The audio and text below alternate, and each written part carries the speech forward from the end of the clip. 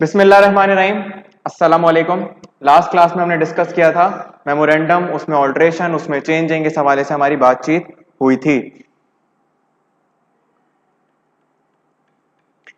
नाम कौन से होने चाहिए, कौन से नहीं होने चाहिए, जिनके लिए एससीपी से अप्रूवल चाहिए नहीं चाहिए, नाम रिजर्व करवाने का तरीका क्या है, नाम में चेंजिंग करवानी है, रेक्टिफिकेशन तो क्या है, चेंजिंग करवानी है तो क्या करना है, उसके अलावा अगर आपने नाम चेंज करवाया तो क्या होगा, उस नाम को आपने हर जगह पे नशर कर देना है, शाया कर देना है, जैसे हमने आपका नाम कर दिया है, बस फेमस हो चुका। आप बोला है मैंने, अब आप तो कोई भी हो सकता है, लेकिन देखने वाले जानते हैं हम किसकी बात कर रहे हैं। सोचें, मैंने आपको मशहूर कर दिया, आप बताएं। फिर हमने देखा रजिस्टर्ड ऑफिस, कंपनी का रजिस्टर्ड ऑफिस, हमने देखा कि ये उसके मेमोरेंडम का पार्ट होता है। हमने देखा कि उस रजिस्टर्ड ऑफिस में तब्दीली आ सकती है, उस तब्दीली का तरीका है नीचे। फिर आपने देखा कि प्रिंसिपल लाइन ऑफ बिजनेस नाम की एक चीज होती है, जिसमें आपके बिजनेस का अहम पार्ट आ रहा होता है, जो आप काम कर रहे हैं उसमें तब्दीली आ सकती है। अब नोटिस करें सर, कितने सारे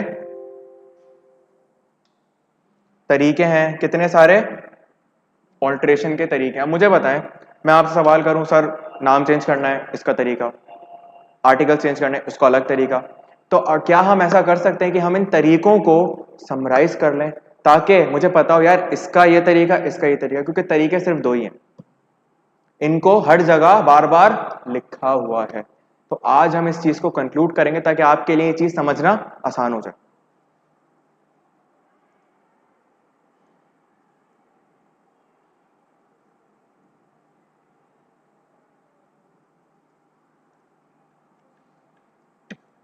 अभी इस पे बात करते हैं।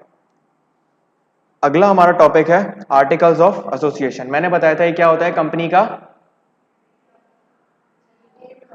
डिटेल डॉक्यूमेंट, की कंपनी चलेगी किस तरीके से, उसके बारे में अहम बातें। bylaws of company subordinate to constitution and further subordinate to the act guiding day to day issues faced by a company. It is option for a company limited by share to get the articles registered or adopt table A. मैंने आपको बताया था कि हर company अपने अलग से articles बनाएगी, तो सोचो कितना लंबा काम होगा। पहले आपने आर्टिकल्स बनवाने, आपने बनवाए, फिर वो रजिस्ट्रार के पास जाएंगे अप्रूव होने, वो अप्रूव करेगा उसको। किसी बात पर मेरी स्क्रीन शो हो रही है, आपके पास नहीं आ रही, लाइबा आपको नजर आ रही है?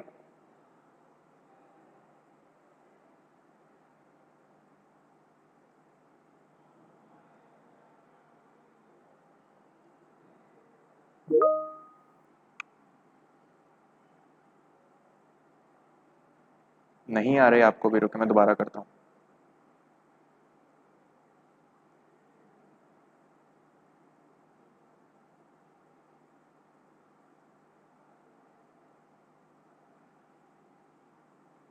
अब विजिबल है?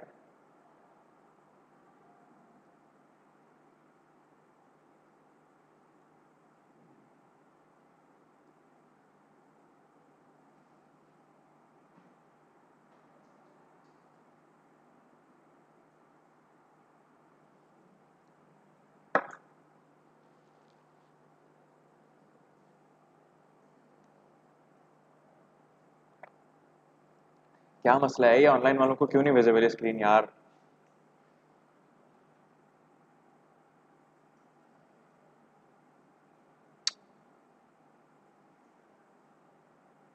आज कोई ना कोई मसला हो ही रहा है किसी क्लास में।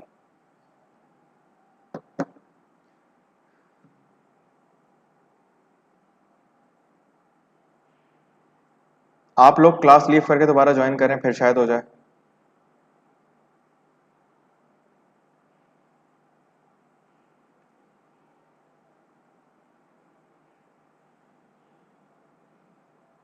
क्लास लीव करके दोबारा ज्वाइन करें एक बार, क्योंकि मेरी तरफ से स्क्रीन शो हो रही है, और जब आवाज भी आ रही है तो मतलब इंटरनेट भी सही चल रहा है।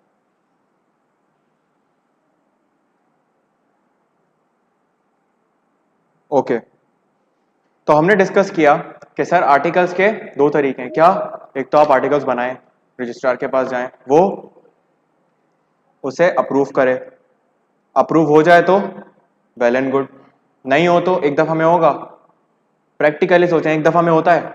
हमारे इंटर का काम एक दफा में नहीं हुआ। हम इंटर के डॉक्यूमेंट्स लेके जाते थे, वो फिर भेज देता था, ये लेकर आओ। हम लेके जाते थे, यार ये लेकर आओ। हम लेके जाते थे, यार वो लेकर आओ। ऐसा होता था। सोचे कंपनी के bylaws, day to day operations, कभी आप एचआर से रिलेटेड लेके जाओगे, बोलेगा ऑपरेशन का सही करो। ऑपरेशन सही करोगे, उसमें मसला है, वो सही करोगे, तो आपके 10 चक्कर लगते रहेंगे सिर्फ in order to register articles. और इसमें कितना टाइम जाया होगा इसका भी। और इसके लिए हमने एक सॉल्यूशन निकाला, अब शो हो गई है। तो मसला, सर पेज नंबर बता दें, ड्राइव पर ओपन कर लेंगे। अब तो देखें, अब अगर विजिबल हो रही है तो ये आप लोगों के एंड से इशू होता है शायद। ओके, तो हमने देखा कि अगर हम हर दफा आर्टिकल्स बनाएं, फिर उसे रजिस्टर करवाएं और उसके बाद अप्रूव करवाएं, फिर उसमें कोई मसला निकले अमेंड करें, अप्रूव करें, यही चलता रहेगा अगले 1 साल तक। तो हमने कहा कि एक काम करते हैं, क्यों ना एक ऐसा फ्रेमवर्क बना लेते हैं, एक ऐसी चीज बना लेते हैं जो कि सब अप्लाई कर लें अपने ऊपर। बात समझ आ रही है? तो हमने कहा आर्टिकल्स ऑफ एसोसिएशन, जिसको टेबल ए कंपनीज एक्ट में बनाकर दे दिया। तो मतलब कोई भी कंपनी लिमिटेड बाय शेयर्स अगर बने तो अपने आर्टिकल्स को टेबल ए कंसीडर कर ले। अगर टेबल ए बनाएंगे तो क्या उनको अप्रूवल की जरूरत है? बताइए। टेबल ए अगर हम बनाएंगे तो हमें अप्रूवल की जरूरत है? क्यों नहीं है? क्योंकि वो तो ऑलरेडी अप्रूव्ड है। लेकिन अगर हम अपने आर्टिकल्स बनाएंगे तो हमें उसे अप्रूव करवाना पड़ेगा। For other companies registration of articles of association is compulsory. For guarantee limited or unlimited company, articles of association shall state amount of share capital at the time of registration, number of members at the time of registration। अगर company not having share capital है, सवाल किया था किसी ने, तो मैंने बताया था नॉट हैविंग शेयर कैपिटल के लिए क्या जरूरी है कि अगर उसके पास शेयर कैपिटल नहीं है तो उसके मेंबर्स के नाम आ जाएंगे। लेकिन अगर कंपनी के पास शेयर कैपिटल है तो उसके शेयर्स आएंगे।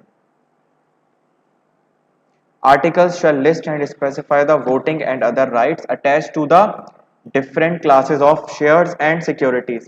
आर्टिकल के अंदर आप अपने लिस्ट बताएंगे, वोटिंग राइट्स बताएंगे, डिफरेंट क्लास ऑफ शेयर्स के हवाले से। मैंने बताया था कि आगे जाकर आप लोग पढ़ेंगे, आपके पास डिफरेंट टाइप्स के शेयर्स होते हैं। तो जब डिफरेंट टाइप्स के शेयर्स होते हैं तो डिफरेंट टाइप्स के वोटिंग राइट्स भी होंगे। If company contravenes to its articles, company and every officer shall be liable of penalty। Sir अपने बनाए हुए कानून के ही अगर आप खिलाफ वर्जी करेंगे तो आप जिम्मेदार होंगे। जी, बात समझ में आई? अब टेबल ए में क्या बातें, लिस्ट इतनी बड़ी है, यहां से शुरू हो रही है और क्या याद करनी है? आप किसको ढूंढ रही हैं बाहर, पहले ये बताएं। आ गया? 4:30 का टाइम दिया है ना, 4:30 पर मैं क्लास ऑफ कर दूंगा, बस ये मेरी जुबान है। और बताइए, और कोई गुजारिश? चलें, टेबल ए के कंटेंट्स, ये एक ऐसी लिस्ट है जो कि सबसे थकी हुई लिस्ट है, इसके आने के चांसेस कम है, तो इस पर ज्यादा टाइम लगाने की जरूरत नहीं है। लेकिन पढ़िएगा जरूर। मैंने कहा चांसेस कम है, इसका मतलब ये नहीं कि आ नहीं सकती। जैसे मैंने एनपीओ के लिए कहा कि इसके चांसेस ज्यादा हैं, तो मसला है, उसको याद करना है। इसमें इतना मसला नहीं है अगर आपको याद ना भी हो, पढ़ना जरूरी है। टेबल ए क्या कहता है? टेबल ए हमें बताता है कि restriction related to commencement of business. Sir क्या रिस्ट्रिक्शन है कॉमेंसमेंट करने से पहले बिजनेस के? शेयर्स के हवाले से, ट्रांसफर और ट्रांसफर ऑफ शेयर्स के हवाले से, उसका क्या फॉर्म होगा, बैंक अकाउंट डिटेल्स होंगी कि अगर कैश डिविडेंड पे करना है, जो भी तरीका है, ट्रांसफर ऑफ शेयर्स किस तरीके से होंगे, ट्रांसमिशन किस तरीके से होगा, शेयर कैपिटल में अगर आपने ऑल्ट्रेशन करानी है तो किस तरीके से होगी। जी भाई,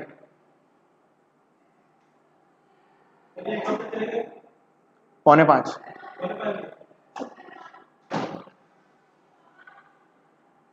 शेयर कैपिटल में आपने ऑल्ट्रेशन करवानी है, जनरल मीटिंग्स के हवाले से, नोटिस के हवाले से, मेंबर्स के वोटिंग के हवाले से, इंस्ट्रूमेंट प्रॉक्सी के हवाले से, डायरेक्टर्स के हवाले से, पावर्स एंड ड्यूटीज डायरेक्टर की क्या होंगी, मिनट्स के हवाले से, common seal of company, disqualification, directors को कब हम हटा देंगे, proceeding of director, filing of vacancy, vacancy कहते हैं कि अगर डायरेक्टर को बीच में से हटा दिया जाए, ऑडिटर को हटा दिया जाए, किसी को भी हटा दिया जाए या वो खुद हट जाए, तो उस सूरत में क्या करना होगा, डिविडेंड और उसके रिजर्व के बारे में, अकाउंट्स के बारे में, मेंबर्स को नोटिस किस मोड में दिया जाएगा, वाइंडिंग अप किस तरह होगी, indemnity for officers and agents of the company. Indemnity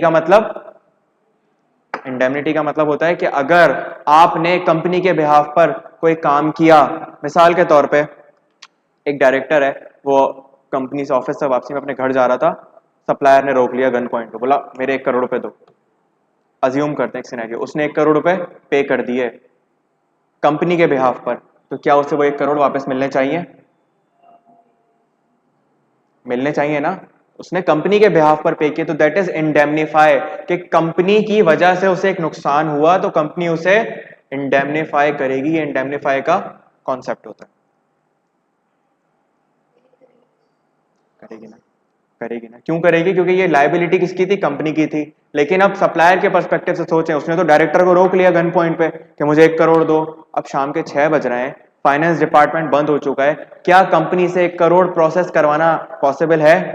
तो डायरेक्टर ने अपने पास से मजबूरन उसे पैसे दिए और फिर बाद में इंडेमनीफाई। ये एक एग्जाम्पल दी है, ऐसा बहुत कुछ और भी हो सकता है। टेबल ए की applicability, table A is applicable in full if articles are not registered separately. Table A, vacancies का मतलब, वैकेंसी का मतलब होता है छुट्टी, वैकेंसी का मतलब होता है छुट्टी, जगह खाली हो जाना, खाली हो जाना। तो डायरेक्टर काम कर रहे थे लेकिन कोई ऐसी वजह हुई जिसकी वजह से डायरेक्टर्स अपनी सीट छोड़कर चले गए या हमने उन्हें निकाल दिया। हमने से मुराद मेंबर्स निकालेंगे। डायरेक्टर्स के चैप्टर में आप लोग ये बात डिस्कस करेंगे कि क्या वजूहात है डिस्क्वालिफिकेशन की जिसकी वजह से हम निकाल देते हैं डायरेक्टर्स को। ये बात समझ में आ रही है? ऐसे ही ऑडिटर की वैकेंसी भी होती है। ये बात क्लियर हुई आपको? Table A is applicable to the extent not modified and excluded by articles filed by company. Table है पूरा एप्लीकेबल होगा अगर आपने कोई आर्टिकल्स नहीं बनाए। अच्छा, table is applicable to the extend not modified और एक्सक्लूडेड बाय द आर्टिकल्स।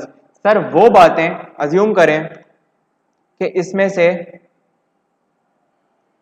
1 2 3 4, ये 4 बातें आपने अपने आर्टिकल्स में नहीं लिखी, बाकी आपने सब लिख ली और रजिस्टर करवा लिया रजिस्ट्रार से जाके। ये 4 बातें नहीं लिखी तो क्या इग्नोर कर दें?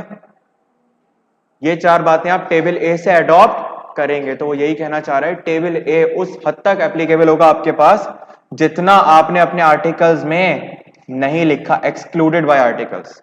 जितना आपके आर्टिकल्स से मिसिंग है वो टेबल ए से आप पूरा करेंगे। क्यों? अब कॉन्सेप्ट समझते हैं इसका पीछे की वजह।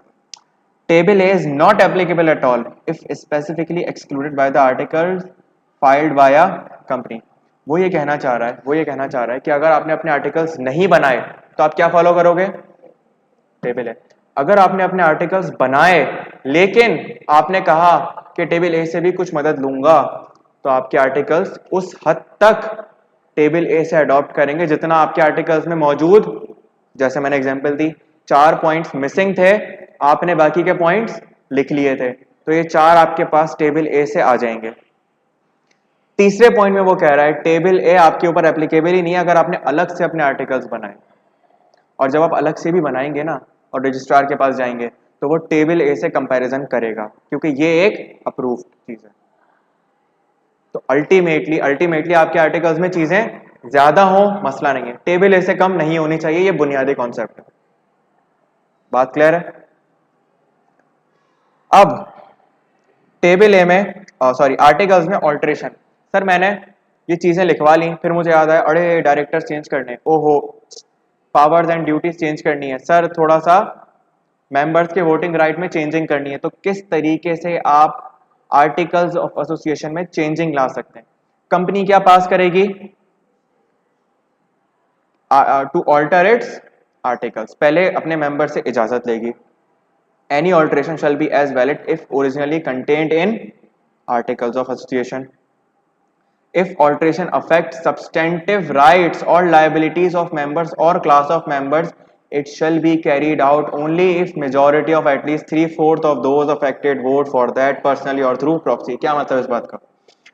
इस पॉइंट का मकसद ये सर, आपने कंपनी में, आपकी कंपनी में थे 100 मेंबर जो मीटिंग में आए, आपने आर्टिकल्स ऑफ एसोसिएशन ऑल्टर करने की बात की, लेकिन उसमें एक ऐसे मखसूस तबके के राइट्स अफेक्ट हो रहे थे। मिसाल के तौर पे अभी हमने पढ़ा कि कंपनी के पास 2 तरह के वोटिंग राइट्स हैं। 70 लोग एक क्लास के हैं, 30 लोग दूसरी क्लास के हैं। हमने क्या किया, जरा गौर कीजिएगा, बल्कि 70 को नहीं करते, इसको करते हैं,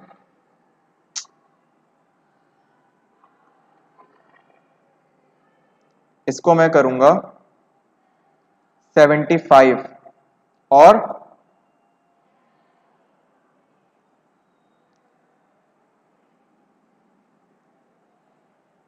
76 और 24।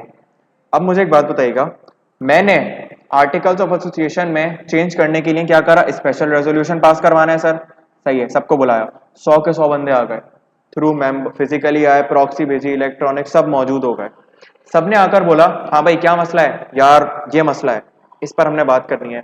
और पता चला वो बात पता है किस हवाले से थी, इन 24 लोगों के हक कम करने के हवाले से थी। सिनेरियो समझिएगा, मैंने क्या करा, मैंने इन 100 लोगों को बुलाया और बोला कि एक यार आर्टिकल ऑफ एसोसिएशन में कुछ चेंजिंग करनी है, ऑल्ट्रेशन करनी है, आप लोगों की रजामंदी चाहिए। उन्होंने कहा बोलो, और नतीजा ये था जिसकी वजह से इन 24 लोगों के हुकूक कम हो रहे थे, या तो हम इन्हें डिविडेंड से महरूम कर रहे थे, या हम इन्हें कोई इनके ऊपर चीजें लगा रहे थे, इनके हकूक मुतासिर हो रहे थे। मुझे एक बात बताएं, क्या आपका जहन अलाउ करता है ऐसा होना चाहिए? क्या बाकी के, अगर सोचें 76 ने अप्रूव कर दिया, 100 में से 24 अपने हुकूक होने देंगे कभी कॉम्प्रोमाइज? नहीं होने देंगे। 24 ने मना कर दिया, लेकिन 76 ने अप्रूव कर दिया, क्या स्पेशल रेजोल्यूशन पास होगा? पास हो गया। अब आप सोचें, आपने अपनी मनमानी करके, आपने लॉ का इस्तेमाल करके इन 24 लोगों के हुकूक मार लिए, इसीलिए केस करने की नौबत ही नहीं आएगी। तभी इन्होंने कहा आर्टिकल्स में आप कोई ऐसा चेंज लाना चाह रहे हैं जिसकी वजह से कोई मखसूस तबका अफेक्टेड क्लास के राइट्स अफेक्ट हो रहे हैं। इस सूरत में ना सिर्फ स्पेशल रेजोल्यूशन, बल्कि इन 24 लोगों की 3/4 से भी आप इजाजत लेंगे। मतलब अब मैं 100 से तो इजाजत लूंगा स्पेशल रेजोल्यूशन पास करवाने के लिए, पास हो गया। अगले स्टेप में अगर पास हो जाता है तो मैं उन 100 में से 76 को बोलूंगा कमरे से बाहर जाओ, वो कमरे से बाहर चलेगा। अब कौन बैठे हुए? अब इन 24 लोगों से पूछूंगा यार देखो बात सुनो, ये जो बात कर रहे हैं ना, ये तुम्हारे हक में गलत बात है। वो कह रहे हैं सर हम जानते हैं इसीलिए तो मना कर रहे हैं। मैं पूछूंगा तुम चाहते हो? नहीं सर हम नहीं चाहते, तो बस ऑल्ट्रेशन पास नहीं होगी। लॉ ने कहा है ना, क्योंकि लॉजिकली सोचें, लॉ ये कह रहा है आप 76 मिलकर इन 24 का हक मार सकते हो? नहीं मार सकते। लॉ ने यहां पर आपको सेव किया है। तो लॉ क्या कहता है, इन 24 लोगों से तुम अकेले में पूछो, अकेले में नहीं मतलब 3/4 इनकी मेजोरिटी से भी अप्रूवल लो। अज्यूम करें इन 24 का 3/4 कितना बनता है?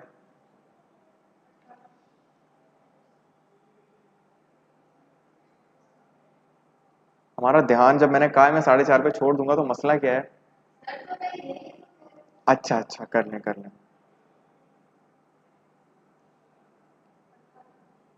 18। तो अगर इनमें से 18 लोगों ने अप्रूव कर दिया, पास होगा, अब हो जाएगा। लेकिन अगर 17 ने किया, नहीं होगा। क्या करेंगे ही नहीं ऑब्वियस, तभी तो लॉ ने कहा यार देखो, एक इस तरह सोचें आप कि हो सकता है हमें लग रहा हो शायद अफेक्ट हो रहा है किसी के राइट्स, हमने इसीलिए ऑप्शन दे दिया कि यार राइट्स अफेक्ट हो रहे हैं, एक बार इनसे तन्हाई में पूछ लो। हमने इनको अलग से पूछा तो इन्होंने कहा जी सर वो हम राजी हैं इस चीज़ पर, इससे हमारे राइट अफेक्ट नहीं हो रहे। तो अगर दूल्हा दुल्हन और राजी हैं दोनों तो क्या ज़रूरत है हमें बीच में घुसने की? लॉ कह रहा है कर लो जो करना है, इसीलिए लॉ।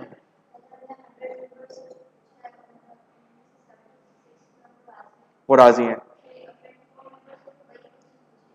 24। अच्छा एक और सा बात, 76 और 24 कंसीडर नहीं करना, 76 और 24 कंसीडर नहीं करना। 76 और 24 यहाँ पर कौन थे? 76 वो लोग थे जिन्होंने पास किया स्पेशल रेजोल्यूशन, और 24 वो थे जिन्होंने पास नहीं किया। समझिएगा मैंने क्या सिचुएशन बनाई थी। लॉ क्या कह रहा है? लॉ ये कह रहा है स्पेशल रेजोल्यूशन पास करो, पहले तो कर लिया आपने। अब आप देखोगे आपको पता चला यार ये जो स्पेशल रेजोल्यूशन पास हुआ है ना, ये तो इस बात से रिलेटेड हुआ है जिसकी वजह से एक मखसूस तबके के राइट्स मुतासिर हो रहे हैं। आपने कहा वो मखसूस तबका कौन है, बुलाओ उनको। पता चला 24 पे कंफ्यूज हो रहे हैं ना, आप 24 भी हटा दिया, पता चला 24 जिन्होंने मना किया है प्लस 10 और लोग थे, उनको पता नहीं था, वो बेचारे जाहिल थे, उन्होंने भी हाँ में हाँ मिला दी सबके। तो अब 100 में से ना सिर्फ 24 बल्कि 34 वो लोग जिनके राइट्स अफेक्ट हो रहे हैं, हम उन सबको जमा करेंगे। क्यों? क्योंकि आपके राइट्स मुतासिर हो रहे हैं, इसीलिए आपसे पूछना एक बार जरूरी है। क्लियर हुई? नहीं हुई?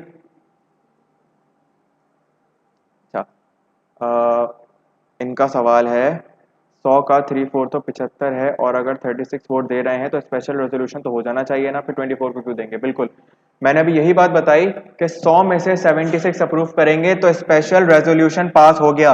लॉ लेके चलते हैं, लॉ कह रहा है स्पेशल रेजोल्यूशन पास हो गया, मैं मना ही नहीं कर रहा।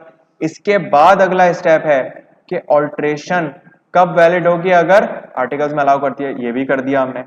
फिर लॉ का तीसरा पॉइंट है कि अगर ऑल्ट्रेशन की वजह से सब्सटेंटिव राइट्स या लाइबिलिटीज उन मेंबर्स की या किसी क्लास ऑफ मेंबर्स की मुतासिर हो रही है, it shall be carried out only, सिर्फ तब जब majority of at least 3/4 of those affected vote personally और थ्रू प्रॉक्सी।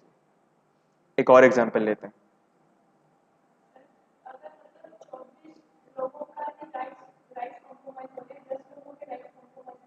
हम्म, हाँ, हम कमरे से बाहर उनको निकालेंगे जिनके राइट्स मुतासिर नहीं हो रहे, कमरे में सिर्फ उनको रखेंगे जिनका राइट मुतासिर हो रहा है। एक और एग्जांपल लेते हैं। 200 मेंबर्स हैं कंपनी के, इन 200 में से 100 एक क्लास के, 100 ए क्लास और बी क्लास, ये दो मुख्तलिफ क्लासेस बना ली। आपने बुलाया, हाँ भाई सब जमा हो जाओ, हमने एक बात डिस्कस करनी है। ठीक है सर करें डिस्कस। यार हम ये चाह रहे हैं कि इन बी वालों को गोली मार दो। बी वालों को ऐसे कैसे मार दें? तो राइट्स में भी तो यही बात है, आपने कहा इनका हक छीन लो, ऐसे कैसे छीन लो? इस तरह सोचें, यार इनको गोली मार दो। तो 200 ने कहा हाँ हाँ यार मजा आएगा, चलो ठीक है। 200 का 75% क्या होता है? 150। 50 बेवकूफ है ना, वो हाँ में हाँ मिला रहे हैं। आपको क्या लगता है मीटिंग में सारे लोग अकलमंद आते हैं? अकलमंद 4 होते हैं, बाकी जो पीछे 400 बैठे होते हैं ना वो सब जाहिल होते हैं, उनकी हाँ में हाँ मिला रहे होते हैं। यार वो कह रहा है सही कह रहा होगा, नॉलेज नहीं होती उनके पास। आपके ख्याल में क्या सब चार्टर्ड अकाउंटेंट है? ये सब बिजनेसमैन है। अब मुझे बताएं 200 का 75%, 150। और इन्होंने कहा नहीं नहीं भाई पागल है क्या, गोली मारने की बात कर रहा है, और ये 150। हाँ हाँ सर सही है, मार देते हैं, शेयर होल्डर्स कम हो जाएंगे। अब समझिएगा, समझिएगा हुआ क्या। अब जो बंदा ये रेजोल्यूशन पास करवा रहा है वो क्या देख रहा है कि यार ये जो फैसला हुआ है ना, इसकी बुनियाद पर तो ये 50 भी मरेंगे, ये 50 भी मरेंगे, मगर शायद इनको इस बारे में नहीं पता। मरेंगे तो ये 50 भी ना, क्योंकि ये खुद बेचारे इसमें शहीद होने जा रहे हैं। क्योंकि क्लास बी के अंदर 100 मेंबर्स हैं, ये बात समझ में आई? मैंने क्लास ए में 100 रखे, क्लास बी में 100 रखे, तो सर ये जो 150 मेंबर हैं इनमें से 100 तो ए वाले हैं जिन्होंने खुशी खुशी अप्रूव किया, ये जो B50 है, इन्होंने पता है क्यों अप्रूव किया? इनको नॉलेज नहीं थी, इनको पता नहीं था बात क्या चल रही है। अब बात को कत्ल से हटाकर जरा राइट्स पे रखिएगा। वो राइट्स वो बात कर रहे हैं कि डिविडेंड शैल बी रिड्यूस्ड। अब 50 को समझ ही नहीं आया क्या बात है। उन्होंने कहा हाँ अच्छी बात कर रहे होंगे, यस यस यस, कॉन्सेप्ट ये है इसके पीछे। हाँ में हाँ मिला दी इन्होंने, रेजोल्यूशन पास। अब जब रेजोल्यूशन पास हो गया, हमने सबको जमा किया 100 लोगों को और गोलियां मार दी। अब उनको पता चला अरे ये तो हमारे साथ मसला हो गया। तो लॉ कहता है जरा बात सुनो, जब तुमने रेजोल्यूशन पास कराया तो तुमने तो सबसे पूछा, तुमने क्या सिर्फ उनसे पूछा जिनके राइट्स अफेक्ट हो रहे थे? क्या सिर्फ उनसे अकेले में पूछा? हमने कहा नहीं उनसे नहीं पूछा। लॉ कहेगा जाओ शाबाश उनसे अकेले में पूछ कर आओ। तो अब एक और स्पेशल रेजोल्यूशन पास होगा, लेकिन मैं इसको स्पेशल का नाम नहीं दे रहा क्योंकि स्पेशल रेजोल्यूशन का कुछ क्राइटेरिया था, 21 दिन पहले नोटिस वगैरह। ये जो दूसरी बार हो रहा है ना, ये क्या कर रहा है? ये जो अफेक्टेड क्लास हैं, क्लास बी वाले, इनके 3/4 जिनको गोली मारने की बात हो रही है, इनसे पूछा जाएगा सर आप खुश हैं गोली खाने से? इनमें से 100 के 100 ने कहा कि नहीं। एक और केस अज्यूम करते हैं ना, एक और केस अज्यूम, हम हर सिचुएशन को लेके चलेंगे। सर आपने कहा पहले भी तो 50 वालों ने हाँ कर दिया था, अभी भी करवा देते हैं 50 से हाँ। तो 100 में से 50 ने कह दिया यस, 50 ने कह दिया नहीं, क्या केस आगे बढ़ेगा? लॉ ने एक चेक लगाकर यह इंश्योर कर लिया, डिसमिस हो जाएगा केस के, ये रेजोल्यूशन पास नहीं हो सकता। क्यों? क्योंकि जिनके राइट्स मुतासिर हो रहे हैं, जिनको आप गोली मारने वाले हैं, उनमें से 3/4 ने एग्री नहीं किया गोली खाने से। अगर इनमें से 75% लोग हामी भर लेते तो मतलब मेजॉरिटी, 3/4 मेजॉरिटी गोली खाने को तैयार है, हम इनको गोली मार देंगे। बात समझ में आई? तो पहले हम स्पेशल रेजोल्यूशन पास करेंगे, जो हमारा तरीका है सारे मेंबर्स को बुलाकर। स्पेशल रेजोल्यूशन पास होने के बाद हम बोलेंगे यार बात सुनो, जिन जिन के राइट्स अफेक्ट हो रहे हैं हाथ उठाओ। हाथ उठाए, हमने बोला तुम सब अलग कमरे में आओ मेरे साथ, आ गए।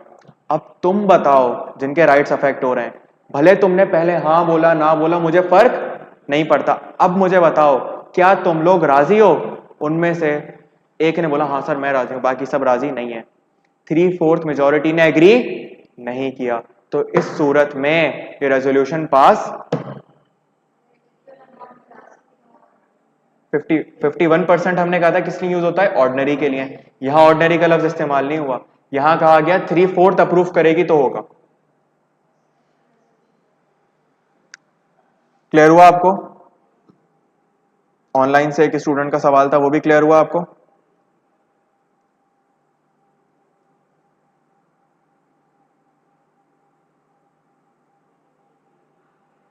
स्क्रीन भी हैंग हो गई और आवाज भी अटक अटक के आ रही है।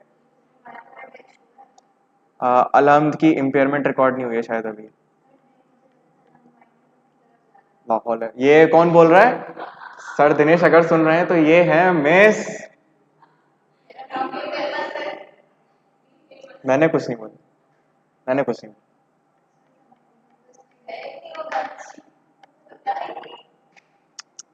अभी जाते हुए बताते हुए चलते हैं सर दिनेश को कि सर बच्चे ऐसा चाह रहे हैं।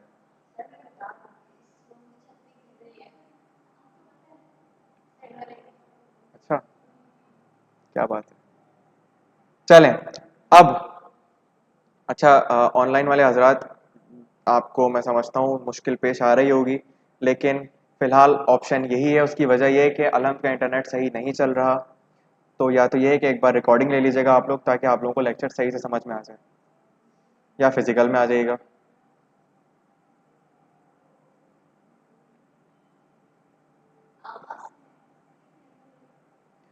यहाँ तक समझ में आया? अच्छा, अब मैंने आपको कहा कि क्यों ना आपको एक ऐसा तरीका बता दिया जाए कि आपको ये सारे ऑल्ट्रेशन याद करना आसान हो जाए। तो सर एक आसान तरीका है और एक मुश्किल तरीका है। एक आसान तरीका हुआ, एक आसान तरीका और एक मुश्किल तरीका।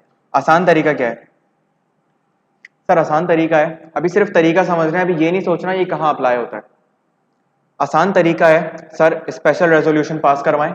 स्पेशल रेजोल्यूशन की शर्त क्या थी? 21 दिन पहले नोटिस, 3/4 मेजोरिटी से अप्रूवल। अच्छा, अगर इन 3/4 में मतलब जो भी मीटिंग में आए सारे मेंबर्स, जो भी नहीं सारे मेंबर्स इस बात पे राजी हैं कि 21 दिन इंतजार करने की जरूरत नहीं है, हम तो कल ही मीटिंग करना चाहते हैं, इजाजत है? अगर सारे राजी हैं, एक मना कर रहा है, इजाजत है? नहीं होगा। सर स्पेशल रेजोल्यूशन पास हो गया, अगला स्टेप, अब आप क्या करें, वो स्पेशल रेजोल्यूशन उठाएं, ऑल्टर्ड डॉक्यूमेंट्स उठाएं जो आप ऑल्ट्रेशन करना चाह रहे हैं, और किसके दरवाजे पे जाएं? रजिस्ट्रार के दरवाजे पे जाएं कि यार मैं ये ऑल्ट्रेशन करवाना चाह रहा हूं। रजिस्ट्रार आपकी ऑल्ट्रेशन को कंफर्म कर देगा या नहीं करेगा, जो भी होगा। अब थोड़ा सा तवील प्रोसेस, उसमें रजिस्ट्रार से पहले एक बंदा आएगा जिसे हम लोग कहते हैं SECP। पहले आपने स्पेशल रेजोल्यूशन पास करना है, शर्त हुई 21 दिन पहले नोटिस भेजो, 3/4 से अगर सारे मेंबर्स राजी हैं इस बात के लिए कि कल मीटिंग कर लें तो कल मीटिंग। लेकिन इस प्रोसेस में आपने SECP को भी इन्वॉल्व करना है।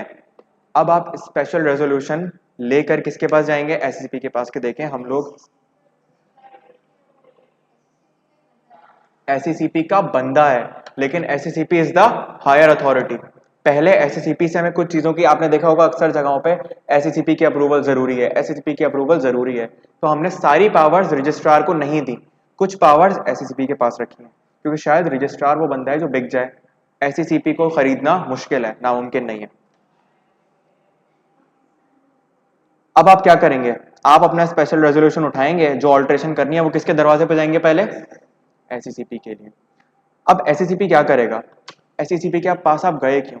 SECP को लगेगा कि शायद इसकी वजह से मेंबर्स को कोई मुश्किल दरपेश आए, शायद क्रेडिटर्स को कोई मसला पेश आए, तो SECP अपने तरीके से मेंबर्स और क्रेडिटर्स को देख लेगा, उनसे तसल्ली हासिल कर लेगा कि कहीं उनको तो कोई मसला नहीं हो रहा। एक बहुत छोटी सी मिसाल है, आप अपना रजिस्टर्ड ऑफिस तब्दील करने जा रहे हैं, आपने स्पेशल रेजोल्यूशन पास करवा लिया, लेकिन क्रेडिटर से तो पूछा ही नहीं, लॉ में कहीं रिक्वायरमेंट है? नहीं है, क्रेडिटर से पूछने की रिक्वायरमेंट तो है ही नहीं।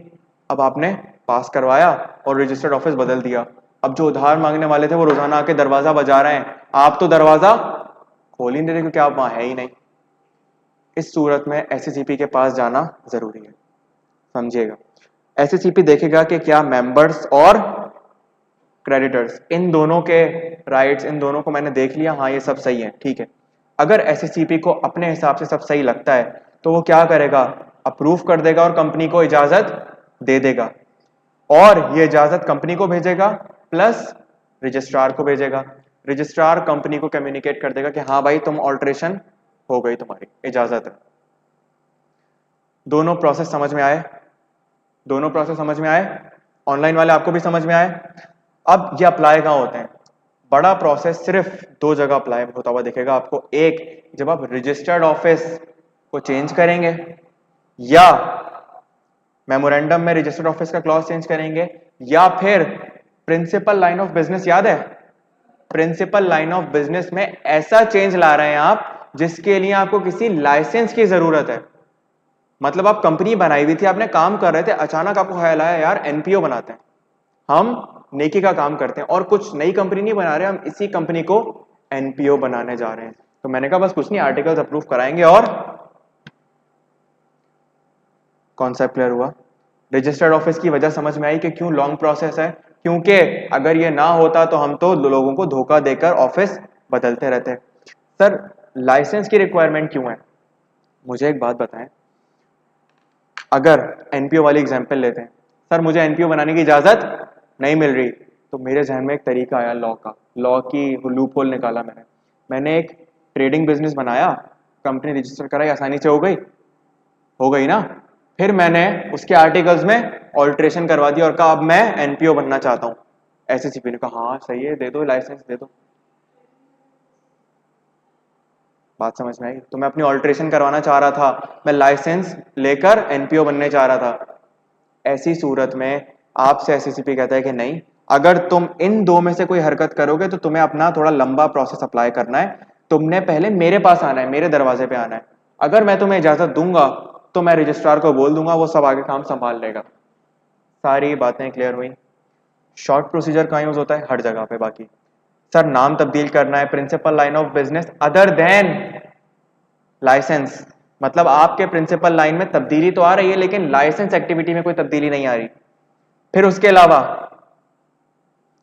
आप क्या कर रहे हैं, अपने ऑथराइज शेयर कैपिटल में चेंजिंग ला रहे हैं। अगर शेयर कैपिटल का क्लॉज आता है मेमोरेंडम में, अगर आप उसमें चेंजिंग ला रहे हैं तो इस तरीके से आएगी, शॉर्ट प्रोसेस से। आप अपने आर्टिकल्स में कोई तब्दीली लाना चाह रहे हैं, शॉर्ट प्रोसेस से आएगी। एक्सेप्ट अभी हमने थोड़ी देर पहले पढ़ा, अगर कोई अफेक्टेड क्लास है उसके लिए आपको 3/4 की अप्रूवल जरूरत है, बस ये इजाफा है और कोई इजाफा नहीं। तो हमने ये जितनी ऑल्ट्रेशन थी इनको एक पेज पर समराइज कर लिया ताकि हमें समझना आसान रहे। अब आपसे कोई पूछे नाम तब्दील करना है, नाम चेंज करना है, क्या प्रोसेस है, आप बोलेंगे ये वाला। आपसे पूछे प्रिंसिपल लाइन ऑफ बिजनेस, आप बोलेंगे ये वाला। क्लियर हुआ? जी मिस।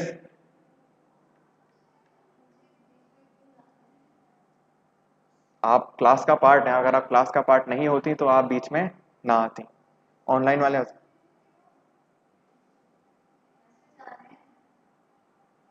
तो ऑनलाइन वाले आपको समझ आया? बस एक बार इस चीज को दिखा दूं आपको कैसा है या नहीं है, आपको मेरी बात पे शक ना हो गई बाद में। रजिस्टर्ड ऑफिस में तब्दीली, सर आपने क्या करना है, स्पेशल रेजोल्यूशन पास करना है। कंपनी क्या करेगी, एससीसीपी को अप्रूवल के पास जाएगी। अगर कंपनी अपना रजिस्टर्ड ऑफिस इजाजत मिल जाती है तो क्या करेगी, रजिस्ट्रार को 15 दिनों में बता दे। और अगर ऑल्टरेशन में रजिस्टर्ड ऑफिस की ज्यूरिसडिक्शन भी चेंज हुई तो नए रजिस्ट्रार को बता दे। एससीसीपी से अप्रूवल के लिए क्या करना है आपने, एससीसीपी ये देखेगी कि क्या ऑल्टरेशन हो रही है नहीं हो रही, फिर डिस्क्लोजर क्रेडिटर्स मेंबर्स के हिसाब से देखेगी सही से एग्जिस्ट करते हैं नहीं करते। एससीसीपी जो है वो ऑर्डर देगी कि हाँ भाई इनको इजाजत है, कोई कंडीशन लगाना चाहे तो लगा सकती है। फिर उसके बाद एससीसीपी का ऑर्डर कहाँ जाएगा, कंपनी को और रजिस्ट्रार को विद इन 7 दिन। सर्टिफाइड कॉपी किसके पास जाएगी, एससीसीपी के ऑर्डर की रजिस्ट्रार के पास आप सबमिट कराएंगे। ये कौन सबमिट करा रहा है दूसरी बार, ये कौन सबमिट करा रहा है, ऊपर किसने सबमिट कराई, एससीसीपी ने खुद। एससीसीपी ने ऑर्डर अप्रूव किया, 7 दिनों के अंदर अंदर लिफाफे में डालकर एक कंपनी को भेजा और एक रजिस्ट्रार को। ये जो कंपनी के पास लिफाफा गया था ना, कंपनी ने ये लिफाफा लिया, इसकी एक कॉपी कराई और रजिस्ट्रार को अपने पास से भी भिजवा दी। कितने दिनों में, 30 दिनों में। एससीसीपी चाहे तो इसको एक्सटेंड कर सकता है, रजिस्ट्रार इसके बाद रजिस्टर कर लेगा चेंज को और आपको नया सर्टिफिकेट इशू।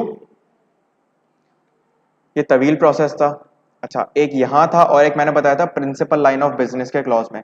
वैसे कौन सा प्रोसेस है, शॉर्ट प्रोसेस है, लेकिन note for adopting any business activity which is subject to licence, registration, permission और approval under any law, company would follow the process of change in registered office clause. जो ऊपर आपने पढ़ा है इसको फॉलो करेंगे।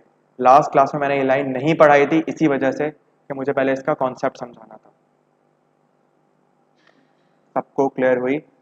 चैप्टर 2 जी, तकरीबन बस एक पेज रह गया, अगर आप लोग 10 मिनट कोऑपरेट करें। मेरी क्या कसूर है, मेरी क्या कसूर है, 45 मिनट्स के लिए मेरा टाइम ज़ाया हुआ है आज,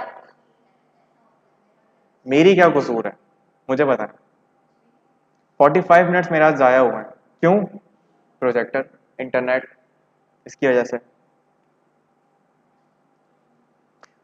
थोड़ी देर 10 मिनट तो मिल सकते हैं sir.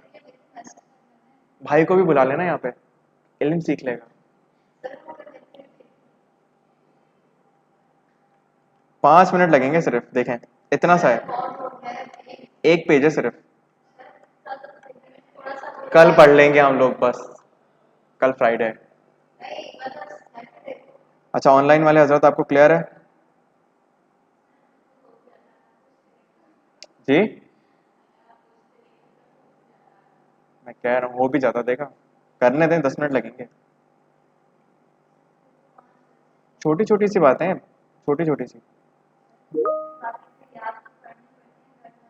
Act to override memorandum articles and etcetera. मतलब आप क्या करें, the provisions of this act shall affect despite anything contained in any other law और मेमोरेंडम और आर्टिकल्स और इन एनी कॉन्ट्रैक्ट और एग्रीमेंट एग्जीक्यूटेड बाय इट और in any resolution pass in general meeting directors meeting. क्या बोलना चाह रहा है? ये बोलना चाह रहा है कि भाई कानून में जो बात लिखी है, आपके मेमोरेंडम में जो बात लिखी है, आपके आर्टिकल्स में जो बात लिखी है, या फिर आपने कोई कॉन्ट्रैक्ट किया, आपने कोई एग्रीमेंट किया, कोई रेजोल्यूशन पास किया, किसी भी मीटिंग के अंदर आपने वो काम से कंप्लाई करना है, उसके अगेंस्ट नहीं जाना। Any conflicting provision contained in such document shall be void. Conflicting किसके साथ? कंपनीज एक्ट कहता है कि आपके पास कम से कम 3 मेंबर्स होने चाहिए पब्लिक के लिए। आपने अपने आर्टिकल्स में लिखवाया नहीं नहीं, मैं तो कहता हूं 1-2 मेंबर्स होने चाहिए। तो ऐसे लॉ को हम नहीं मानते, हम नहीं जानते। अब एक कॉन्सेप्ट हमने पढ़ा था कि मेमोरेंडम और आर्टिकल्स की कॉपी मेंबर्स को देनी चाहिए अगर वो मांगे तो। हर कंपनी अपने मेंबर को उसकी गुजारिश पर 14 दिनों के अंदर अंदर कुछ पैसे लेने के बाद क्या करे, मेमोरेंडम और आर्टिकल्स की कॉपी दे दे। ये हमने पहले ही पढ़ी थी। अगर मेमोरेंडम या आर्टिकल्स में कोई ऑल्ट्रेशन आई है, उस ऑल्ट्रेशन के बाद कोई डिमांड करता है, तो 14 दिन पैसे वो सब तो रहेगा, लेकिन बस एक चीज का ख्याल रखना, जो नए आर्टिकल्स और मेमोरेंडम उसे दो वो अपडेटेड होने चाहिए। इधर ना पढ़ें, इधर सुन लें, ये समझ में आ जाएगा। मैं समझाऊंगा तो ये सब पढ़ने में आएगा, वरना नहीं आएगा। In case of contravention company and every officer in default shall be. Contravention होता है मुखालफत करना, मुखालफत करना। अगर आप, उर्दू मेरी कभी अच्छी नहीं हो पाई, अगर आप किसी भी लॉ से, आर्टिकल से मुखालफत करेंगे तो कंपनी और उसका ऑफिसर, ऑफिसर की डेफिनेशन पड़ी थी ना, जिम्मेदार होंगे। अच्छा, मेमोरेंडम और आर्टिकल्स का क्या इफेक्ट है? रजिस्ट्रेशन के बाद से मेमोरेंडम और आर्टिकल्स कंपनी के ऊपर क्या होंगे? मतलब उनको उसके हिसाब से कंपनी चलानी है। Just like that they all have sign, जैसे उन्होंने साइन किया है तो उनको अपनी बात से मुकरना नहीं है। सारा मनी, सारा पैसा जो सब्सक्राइबर्स ने वादा किया है कि हम देंगे, वो उनको देना है ड्यू फ्रॉम हिम। और कितने दिनों के अंदर देना है? Within 30 days from the date of incorporation. 30 दिनों के अंदर अंदर सब्सक्राइबर्स को वो पैसा कंपनी को देना है। अगर शेयर मनी प्रिस्क्राइब टाइम में नहीं आता, इस सूरत में जो शेयर्स हमने आपको दिए हैं वो कैंसिल समझे जाएंगे और आपका नाम, name of that subscriber shall be remove from the register. आखिरी बात मजे की है, registrar shall give such direction to company as deemed appropriate. इसमें सारी बातें कनेक्ट करें वो वाली। अगर आपके मेंबर्स कम हो गए, 3 लोग थे, एक ने पैसा नहीं दिया, मिनिमम से नीचे चले गए, अब आपको 180 दिन का वक्त है, नया मेंबर लाओ, कंपनी को प्राइवेट तब्दील करो, जो करना है करो, इस मसले का हल निकालो। वो यहां पर सारे मसले। जी नहीं नहीं नहीं नहीं, जो पैसे नहीं दे रहा, जिसने पैसे नहीं दिए उसके शेयर्स कैंसिल कर दें, उसका नाम हटा दें। और अज्यूम करें 3 थे, उसमें से एक ने पैसा नहीं दिया, तो कितने रह गए? 2। ये मिनिमम से नीचे आ गए, तो अब आपके ऊपर मिनिमम से नीचे आने वाला क्लॉज अप्लाई हो जाएगा। आपको वो 180 दिन वाली सारी चीजें कंसीडर करनी है। तो ये आखिरी लाइन में जो उसने बात करी है वो उसी के लिए करी है कि registrar shall give such direction to company as deemed appropriate. जो उसे सही लगेगा वो उसे सबसे डायरेक्शन देगा। क्या डायरेक्शन देगा? यही देगा ना, देखो तुम मिनिमम से नीचे आ गए हो, 180 दिन वाली बात। लेकिन अगर मिनिमम से नीचे नहीं आए तो इस बात को कंसीडर मत कीजिएगा, फिर रजिस्ट्रार कुछ नई चीज ले आएगा। Receipt of subscription money from subscriber shall be reported by company registrar on a specified form within 45 दिन इनकॉर्पोरेशन के बाद से। Certificate by practising CA and CA में क्या बोलना चाह रहा है? बोलना चाह रहा है हमने आपको कितने दिन का वक्त दिया है पैसे लेने के लिए? कितना? 5 डेज, 30 दिन। पैसे लेने के लिए कितने दिन दिए हैं? पैसे लेने के लिए हमने आपको पैसे ले लिए, अब 30 दिन के बाद से 15 दिन है। समझिएगा इस बात को, क्योंकि from the date of incorporation आपके पास 30 दिन है, और ये इतला आपने कब देनी है रजिस्ट्रार को? 45 दिन के अंदर अंदर date of incorporation. Company law में डेट्स का ख्याल रखिएगा। एक एग्जांपल लेते हैं, 1 जनवरी को कंपनी इनकॉर्पोरेट हुई, पैसे कब तक आ जाने चाहिए? 30 जून, 30 जनवरी तक आ जाने चाहिए, आ गए 30 जनवरी तक। अब रजिस्ट्रार को कब तक बताना है? 14 या 15 फेब, 15 अज्यूम कर लें। समझ में आया? तो कहना चाह रहा है 30 दिन भी इनकॉर्पोरेशन से और 45 दिन भी इनकॉर्पोरेशन से कंसीडर करना। कहीं कहीं वो कहता है कि 45 दिन कहां से? पैसे मिलने के बाद से। अगर कहे, अगर बोल रहा हूं मैं, कहीं और, यहां पर नहीं कह रहा है ऐसा। यहां पर वो क्या कह रहा है, 45 दिन कहां से शुरू होंगे? डेट ऑफ इनकॉर्पोरेशन से। अगर वो ये पूछे कि पैसे मिलने के बाद से, अगर पैसे 30 को नहीं मिले, 15 को मिले, तो अब आपके पास कितने दिन बचे? 15 जनवरी को पैसे आ गए, 30 दिन। ये कॉन्सेप्ट क्लियर रखिएगा कि मेरी डेडलाइन क्या है। अच्छा, सिर्फ ऐसा नहीं है कि आप खुद फोन करके बता दोगे, accompanied by a certificate by a practicing CA और CMA verifying receipt of money so subscribed। आपको जो पैसे मिले हैं, आप तो बोलोगे मिल गए अपना नाम बचाने के लिए, क्योंकि हमने आपको धमकी दी है कि हम आपके शेयर्स कैंसिल कर देंगे, हम आपके सब्सक्राइबर का नाम रजिस्ट्रार से हटा देंगे, रजिस्टर से हटा देंगे। हम रजिस्ट्रार बोलेगा आपको कंपनी बंद करो या कुछ भी करो, तो आप तो बचने के लिए क्या करोगे, हमें झूठा फोन कर दोगे या झूठा सर्टिफिकेट भिजवा दोगे। इसीलिए हम आपको कहते हैं कि एक चार्टर्ड अकाउंटेंट या सीएमए से इस बात की गवाही लेकर आओ कि आपको पैसे रिसीव हो गए। Any violation of this section shall be an offence liability to penalty of level 1। इस कानून की जो मुखालफत करेगा उसके ऊपर लेवल 1 की पेनल्टी लगेगी। ये क्या बोलना चाह रहा है? मेमोरेंडम आर्टिकल्स वाली बात याद है? डिफरेंट टेबल हैं, table A B C D E F. Table A हमने देखा आर्टिकल्स के लिए है, टेबल बी मेमोरेंडम के लिए है, टेबल सी ऐसी कंपनी जो कि लिमिटेड बाय गारंटी है, शेयर कैपिटल नहीं है, उसके लिए कौन सा टेबल है? सी, जिसमें उसके आर्टिकल्स मेमोरेंडम दोनों आ रहे हैं। ऐसी कंपनी जो कि लिमिटेड बाय गारंटी है और उसमें शेयर कैपिटल भी है, टेबल डी है। ऐसी कंपनी जिसमें अनलिमिटेड लायबिलिटी और शेयर कैपिटल है, उसके लिए टेबल ई है। और एनपीओ के लिए कौन सा बनाया हमने? Table F. आपको ये सारे टेबल्स पढ़ने की जरूरत नहीं है, बस अगर इतना याद हो कि किसके लिए कौन सा टेबल है, काफी है। बात समझ में आई? यहां पर ये चैप्टर खत्म होता है। अल्हम्दुलिल्लाह आपके 2 चैप्टर्स कंप्लीट हो गए। अपना बहुत सारा ख्याल रखिएगा। अल्लाह हाफिज।